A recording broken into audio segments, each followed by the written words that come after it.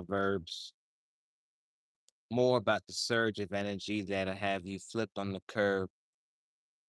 We pay attention to lanes while we switch and we swerve, but it's no different than the gift of the verb, gift of the gab. We sit in the lab with a pen and a pad, trying to illustrate the thoughts of the leaf from a sad mind or different emotion as we greet and we graft. It's something different, though we is living and we live and we laugh. It's daylight, therefore not nocturnal, but asymmetry's past. Either way it goes, we flip mode for the difference in trage, but no tragedies to speak of right now as we laugh. We hope that prophetic images will give us a sag, so they tell the future of movies, and if we see it, we catch. But if we don't see it, there's no action. Therefore, no traction. Therefore, like a Bible that you don't read, you don't get the maxims or the tactics or the history or ways to decipher through your own interpretation the mystery that is life, that is bright, that has me outside here stretching my lungs and my thoughts from whence it was brought. God, Sunday morning. Yeah, we outside. Good morning.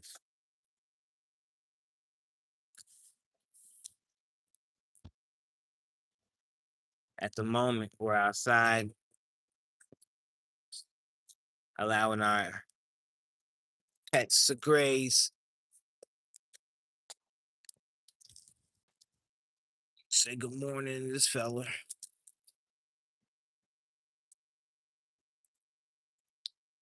He's getting some sun in the morning, as we do when we can, or in the evening, as we do when we can.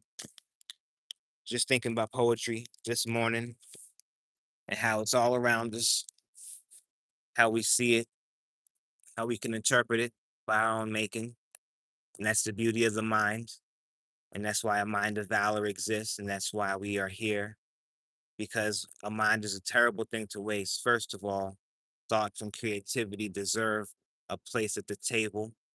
Examining our thought deserves a place at the table. Thinking through and being questioned deserves a place at the table. If none of us are fallible, how do we grow? How do we build community if we don't allow ourselves to be questions and our interpretations to be questions? I say question everything, but first question yourself. Build on that. And from there, question broader community. That's how we learn. It is far more dangerous to live in ignorance. Still got the cold in my eye. Yeah, it's far more dangerous to live in ignorance than to ask questions, critical questions, tough questions, questions that challenge our assumptions, questions that show our community that we care. It's far more terrifying to live in ignorance and choosing not to know for fear of asking a tough question. What are the tough questions? You don't know, because those are the questions that'll make you uncomfortable. Those are the questions that'll, for a moment, cause you to take pause. Good morning. How you doing, Aiden? Good morning, Maxon. It's real, right? And we have to interpret those instances as moments of freedom. I told my boss the other day, you know, next time I heard you, he was making an address in one of the meetings, and his voice quivered just a little bit. And so a day later, I pulled him aside and I was like, "Yeah, I heard your voice quiver when you was making that statement." And he was he paused because I don't know if he recognized it or if he knows that I recognized it. But I brought it to his attention. And in that moment, I was like, "Go there, go and mow the places that make you uncomfortable and make your voice quiver, because we need people to take risk. We need people to critically challenge the systems that we work in and create a safe space to do that in. It is our entitlement as citizens of this planet to challenge the systems and institutions that we live in. If we do not have that, then what do we have? Right? If we don't live in safe spaces where we can challenge the norms and question the norms so they can evolve, how do we grow? How do we take pause? When do we reflect? So, those are some of the thoughts that come to mind when I think about what's required in building community, but more so what the power of poetry can do. Because great poetry, like great comedy, allows us to explore through metaphor the possibilities of people's imagination, right? Because both good comedy and great poetry requires people's imaginations to uh, be hypnotized for a moment.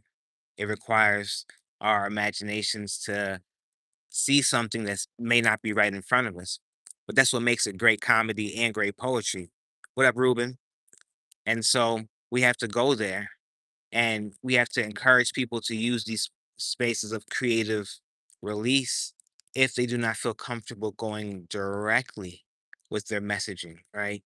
Rather than not speak at all, find a way to get your message across, whether it be through canvas, um, or some other art form, some other creative output or expression.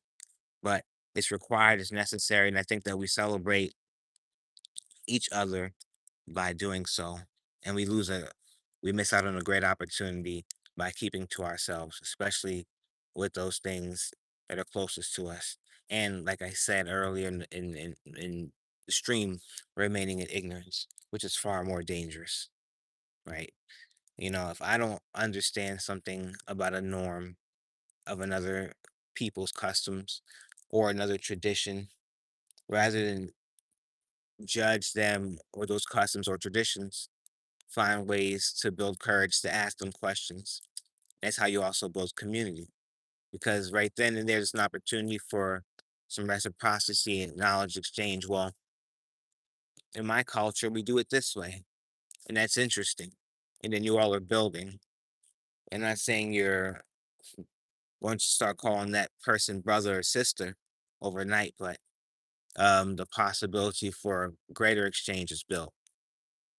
So, um, early morning thoughts, and I hear my with my tortoise. Um, his name is Claus. Getting some sun this morning, but I think I'll share some poetry because as a poet and speaking that truth, I find release. So let's venture. As I say, I wept the cold from my eye, a good sleep. No fighting dungeons, nor dragons, no swords, no slaying, just a good sleep. Did I turn in early? I believe so. No tossing and turning, no pillows drenched with tears, no wept, no wilting willows, no lakeside ventures, just a good sleep. A pleasantry that's happened upon me, therefore I get to greet it upon thee as we speak. No half speak, no last speak, no last week, just last night in a good sleep. Pleasant, deep, rhythmic through alpha, beta, theta, and all deeps or depth. I crept and then reached higher, grip fire, and then see. Fire that I speak is the sun that I now seek, reflecting on the good sleep. Good morning. Poetry finds me. All right. So do these dry lips, which is kind of wild. But just wanted to say good morning. reach out to you all and introduce you to the day. Happy Sunday.